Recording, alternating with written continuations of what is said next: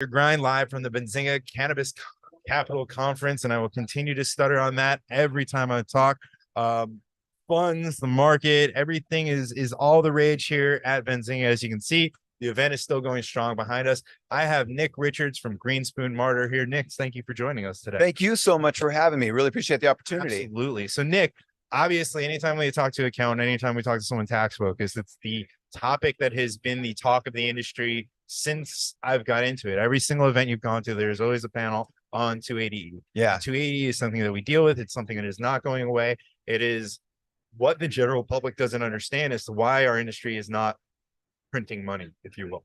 And I will tell you that from my opinion, my view is that everybody, the civilians of the world, they see cannabis expanding into new states. They see new stores and new dispensaries opening on all the corners and everything else. They think we're printing money, but we're not. And 280 is a big reason for that. So can you just give people a quick refresher on what it is? Yeah. And then talk to us a little bit about how you're navigating that world. Yeah. So we are printing money, but we're printing it for the IRS, right? We are.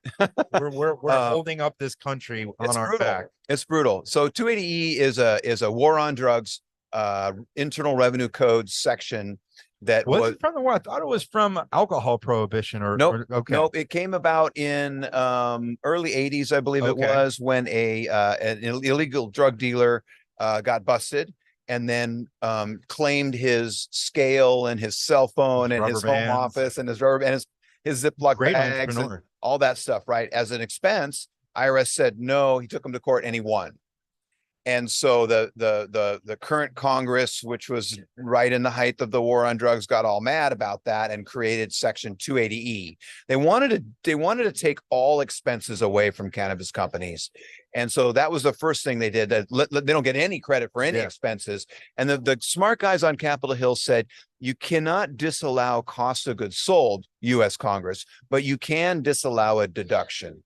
And so that's what we have today, where we have cannabis companies are able to take their cost of goods sold, but not their deductions. And in a very simple example, cost of goods sold is the cost to get the goods, right? Yeah. So it's the price you pay for marijuana. If you're a store, if you're a grower, it's a price you grow marijuana for, right? And then deductions are everything else. And so in a simple example, if I'm a store and I buy a joint for $2 and I pay my bud tender, Jane, $2 to sell it, and she sells it for $5, I just made $1, but I get taxed on $3. And so that's what 280E does, is it creates phantom income tax. So which one of those $2 can you not deduct? You can deduct Jamie, or what the cost? Jamie, you can't deduct Jamie, but you can deduct the $2 you paid for the joint, which is weird, right? So you mean to tell me that in order to prevent illegal drug trafficking, we can stop people from paying employees, but not from going out and buying marijuana to sell? It's dumb, right? And it gets even dumber than that. It will disallow a bud tender salary, but not a farmer salary. It will disallow rent for a dispensary, but not for a manufacturing unit, right? So it's really arbitrary in how it affects the industry, and it's brutal. It is. Yeah. So, I mean, taxes are absolutely crippling this industry. And right now we're at a point in time where the capital inflow in the industry has all but halted, and I'll say this 100 times today, but Carson from Banks, she posted something in 2021, $1.5 billion from VC into the industry. Yeah. Last year, less than 300 million. So not only are we at a point, do you think a lot of operators kind of went into the space assuming that 280E in 2023 would be gone already? Yeah, and a lot of them didn't truly understand the impact of 280E. 280E exists to take the profit out of selling cannabis, and it works.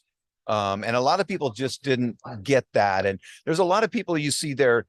I help a lot of startups. Yeah. And you see those pro formas, and those pro formas show them making millions of dollars in the first year. In every case, it's like that.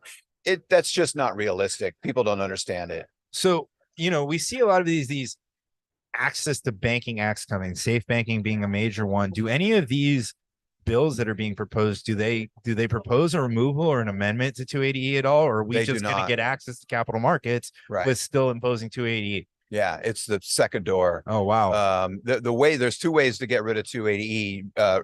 You would legislatively get rid of it, or descheduling gets rid of it. If we go to a 280E still applies. So we got to get to at least Schedule 3 or higher for 280E to go away. I can't imagine at this point that they would eliminate 280E, because I'm sure they want the imposition on all the other types of illegal drugs. Sure. So are we kind of banking on the fact that we're hoping that cannabis is going to get descheduled so we can avoid this? Because it's not even in the discussion as far as the things that need to change with perform. I mean, it is within the walls of these places, but like in the general public, we don't see it being discussed. We don't see it being brought up. We don't see an abolishment of it. So how do we get to a place where we can be more profitable and operate like any other traditional business? We have to demand that we get treated fairly as other businesses do.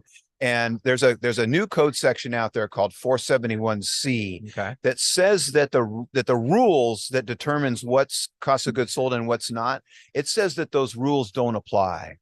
And it's a remarkable code section. It came out 3 years ago, and cannabis companies started using it to put additional costs into cost of goods sold that they previously couldn't.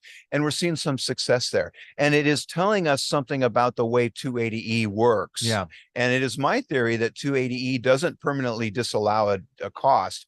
It merely delays recognition for that cost. And so if you have that $2 that I paid to Jane, it doesn't go away. It still is an ordinary and necessary business expense. And what I should do with that is I should capitalize it. And now I can utilize that asset later when I'm no longer trafficking in a controlled substance for that expense. That might be next year. That might be 20 years. Depends on the kind of business you're in and the kind of accounting method you're in. So, do we see, how are people really navigating this? Is it the way that they structure their business? Is it the way, because we see a lot of shell companies with different subsidiaries in them. We see some asset light models that are cannabis brands, but they don't technically touch the plant. How are we seeing a lot of people navigate their way around 280E, or is it only a temporary solution and everybody's still going to be subject to it? So a lot of people are trying to not be subject to it. That's the brand companies that aren't plant touching, the ancillary businesses, the landlords, the IP companies, all that kind of stuff. They want to position themselves so that other person who's actually manufacturing the brand, they're subject to 280E, but the brand is not. Yeah. If you are a licensed company, the way you protect yourself from 280E is by using a C corporation. Back to that example, $2, sell for 5, make 1.